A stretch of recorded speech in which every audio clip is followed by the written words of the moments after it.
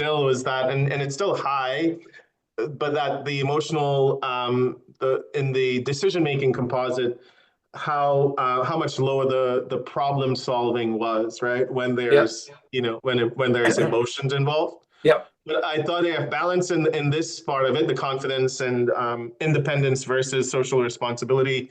Yep. So go alone and bring others along as well.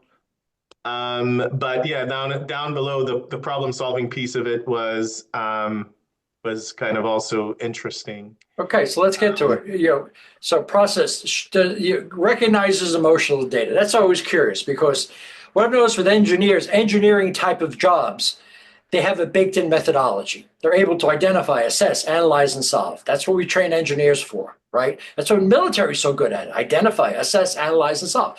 Again, there's a process there. The question is, what about the emotional data here? So look at this. She has a 118 in empathy versus 106 in problem solving. What that tells me is that when she first is given a problem or faces a problem or steps up to a problem, the first thing that hits her is the emotional side of it. She's almost slammed with the emotions connected to an issue. So this is someone that may take a few minutes, maybe seconds, I don't know, but to kind of work through the emotional aspect of a problem before they start applying their methodology. mhm. Okay, it's almost the exact opposite of what I find in some engineers. Engineers, their methodology is high, their empathy is low. In this case, their empathy is high, their methodology may be low, which means that, again, when she faces a problem, she's distracted for a little while. She needs to work through that a bit. And I describe it as a good thing. What you have to do is allow yourself to enter that space, gather that emotional information, and then move on to problem solving. It's kind of like the six thinking hats. She's starting with the red hat, you're pulling in the emotion, and then she has to step over to the white hat to start looking at data and information. So, but again, she leads with that, which makes her sometimes she has to be careful. I'm going to go back to she has to be a little bit careful of burnout here. Because when faced with a problem, the emotions may take over. She might say, "Well, there's no way I could solve this. I'm just thinking about it." So she needs to be able, almost when she hears problems, to take time, regroup, ask herself questions, apply a methodology, and then kind of step forward. So that's someone who, if I had to give a suggestion to, it'd be walking through the six thinking hats process to make What the sure that. No, What's that? sorry, go ahead. The six thinking hats. I'll send you slides for. In fact, next session I'll do it as well. The six thinking hats is a great methodology for any client that has low flexibility, low problem solving, a low social responsibility, high assertiveness, because it forces you to work with other people. It forces you to put your mode of thinking connected with other people, other ways of thinking as well. Because just based on the data, she's great at picking up any emotion. She's great at listening. But you could be listening so much to the point where you could be overwhelmed by your listening. You got to know, at what point do I gather all the information and then pivot to problem solving? I think there might be something that's holding her back there. She's obviously smart. She's obviously intelligent. It's making sure she balances her IQ with her EQ.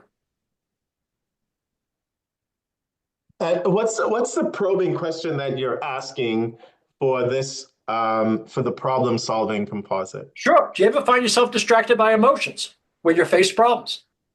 Do you ever find yourself emotionally overwhelmed by what you're working with? Hmm. Do you ever find situations when you're hit with a problem, you have to kind of step back and process it before you move forward? Hmm. And this is hard for people that have to work in the moment. They got to move like this. You think of Wall Street. You got to move fast. I can't have you. I got no. That's not her style. In fact, moving quick like this is not her style at all. She's a Correct. thoughtful person, right? She doesn't like environments where it's too frenetic. I'll get to that in a minute.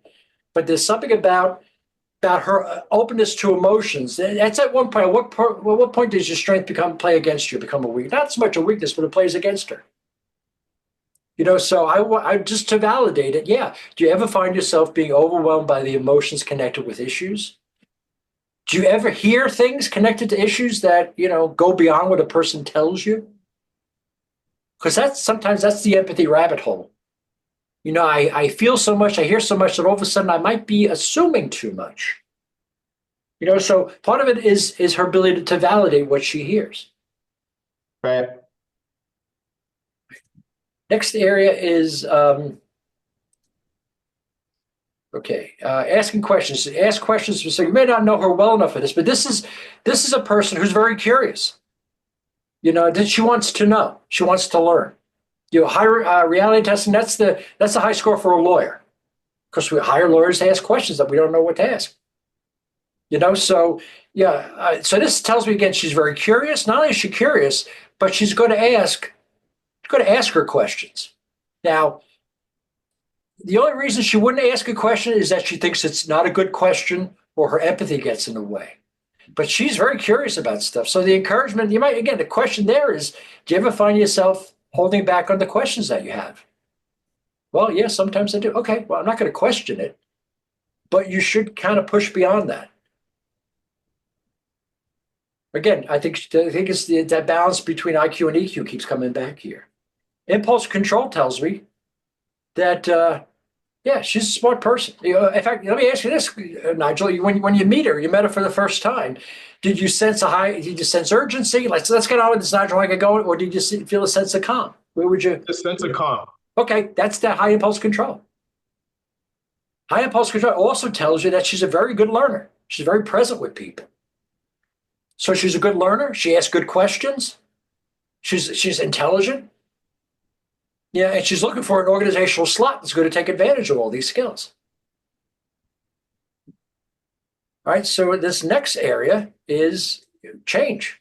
Okay, yeah, we describe her as quality control person, Nigel, or an innovator. Where would you put her? And that's what's strange, right? So I would say an innovator. Okay, all right. Data shows quality control. Okay, yeah, okay. So here's how we reconcile the two. She looks like a quality, which means that she likes to be in control. She has to be in control. That's what we want about we see low flexibility in see low flexibility in audit, compliance, quality assurance. All right. Again, not all the time, but a good percentage of time, because they're not looking for change, they're not looking for variation. Now, can she be creative? Can she be innovative? Yeah, right here. That's the innovation piece, oddly enough.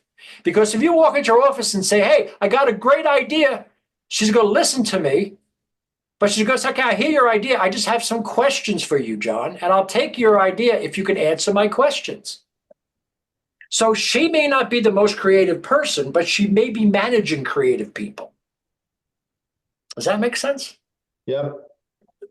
Which again, I see this in national laboratories, in creative environments, where my role as the executive vice president of marketing, why do they have low flexibility? Is because people are running my office all day long telling me these great ideas they think they have, and my job is to ask questions, to slow them down. My job as an executive to ask those questions that nobody else has asked them. Because I want your idea to move forward. So there's this kind of tension between her ability to be, and not a bad tension, but her ability to be in charge, but also ask those right questions, because when she does move forward creatively, she's going to be very confident about it. Yeah, sometimes you take on a creative situation and you're really not sure. She's going to be sure. In other words, she's the kind of executive that says, yeah, John, I'm going to go with a creative idea once you answer my questions, because she doesn't want to be a laboratory. She wants the creative idea, you give her to work. Right? And then, what else we got here? We have stress tolerance. Yeah, let's see your balance. The balance between stress tolerance and emotional self-awareness. That's a strong balance. But it's still a gap, right? So that 10-point gap seems like there is an opportunity there for some enhancement, right? Improvement. Sorry, doctor, I haven't got my glasses on. But yeah, it is 10 points. I thought it was small. It is 10 points. So, yeah, so that's worked hard. Yeah, okay, so my two questions there for her would be, number one is, when you do feel stressful, as you say, personal or professional, doesn't matter. You feel personal or professional. My question is, when you feel stress or in a stressful situation, where does stress show up on your body? How do you physically know you're experiencing stress? And seeing that level of emotional self-awareness, you should be able to answer that question pretty quickly. She'll probably say, oh, I feel it in my shoulders, I feel it in my stomach, my hands, my stomach, because that's the awareness piece. She's connected to there. So first question, where do you feel it? The second question is that when you do experience stress, what do you do about it? Well, I usually sit there. Okay, well, what do you do afterwards? Well, I usually have a backache. Or no. Okay, so what you should be doing when you feel stressed, what's the action? When your body's telling you feel stressed, what are you going to do? You can't separate your mind and your body. So what are you going to do? And she might, I don't know, Nigel, what should I be doing? Well, you get up and go for a walk, take a drink of water, 5 minutes of you deep breathing, a little meditation, thinking about why you're feeling stressed. You have a little conversation with yourself. So which again, if this is strong and this is strong, but it could always be a little bit stronger, the stress tolerance. You know, but Right. anything close to a standard deviation, the person is pretty much in control. And the standard deviation is 5, right? 15. Okay, 15. Yeah. So someone with an average of 100, her overall average is 113. So she's very close to the standard deviation. Okay. That's why what would be concerns? In fact, there's nothing that falls below because the other side is 85. She has no scores here below 85 that I see. So it's not the 90, but the 100 is the benchmark. 100 is the average, just like the IQ, Okay. right? So I have an IQ of 115. I know a lot. If I have an IQ of 85, there's a lot I got to learn, right? So it's kind of in between the two there. I tend to use. Okay. And The optimism yeah, part is that the one I often have a hard time connecting back, okay. right? So I asked the Um, client, do you see, how would you think she would respond to this? Your client, do you see yourself as an optimist, a pessimist, or a realist? How would you answer that? What do you think she would say? she's a realist. Yeah, here's what I'm learning a lot about it. I learn people, this basically, very rarely do I hear anyone say pessimist, but they're out there.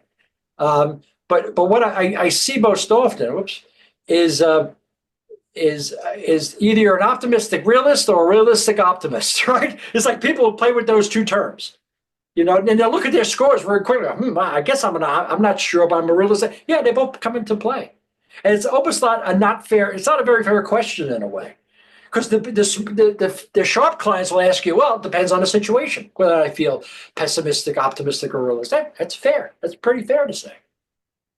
But here's the thing: if I came to you and I was going to start a business, let's say I'm a friend of yours, say to the client, "Hey, if I'm a friend of yours, I'm going to start a business. Um, it looks like you'd probably be asking me a lot of questions about it. You'd ask me, do I have a business plan? Do I have clients? What's my flow? What's my product? What's my service? Or there's a lot of questions that she has there. So that's where the realism comes in. If I answer the questions, if I tell her, yeah, I have a product, yeah, I have a plan, yeah, I have some clients, yeah, we're moved up, then all of a sudden you see this move up optimism a little bit because I've been able to connect with her questions. Again, she appreciates what this says, what the score says here is that she really appreciates a good process. She really appreciates accuracy. So these are all strong skills here.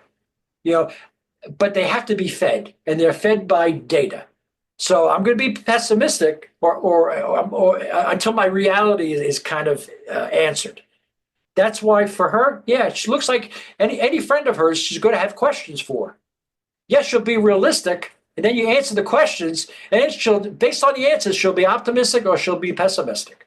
But she wants that reality. Give me the data that says that you have a plan. Give me that data that says that you've decided to move in the right direction, right? Because this says people are important to her. So she's not going to guide someone to do something that they're not going to be successful at. But there's something about that connection between the two that's very important. And here's the thing: there's no right or wrong answer here. I'm just curious how the client sees herself or himself. It's just adds to everything else here, which is a self-perception. But at the same time, it's kind of data.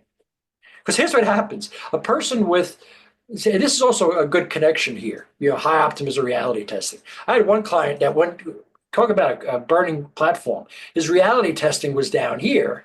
His optimism was up there, and that disconnect cost him his job. Because he didn't know how to ask the right questions to solve the problems. Yeah. Yeah. So where are you with it now, Nigel? No, no. So it would be we've talked about it and needed to go into a deeper haven't connected yet, needed to just Okay. go into a deeper debrief. Okay. But yeah, I think more and more like at that level, the opportunity was how do we leverage this just not with you, but with the teams that you would actually have in the near future, right? So Got it. John, one of the things I keep doing is from that self-awareness perspective is not just you think high-performing teams, it's actually running the report for the group report that you'd Hmm. have. Yep. and then seeing where it actually comes out. So the individual report, and then combining it into that group report, and to see what actually comes out. But the idea is, like, if you take your profile, with this data, with this information, Yep. how do you put others around you that that you would all work well together, use that Yep. self-awareness to be a Yep. much more cohesive unit. Now, are you working with her only? Are you in the organization? Are you working with the team? No, just her Just only. her. It Just was her. just, Okay. yeah. Okay.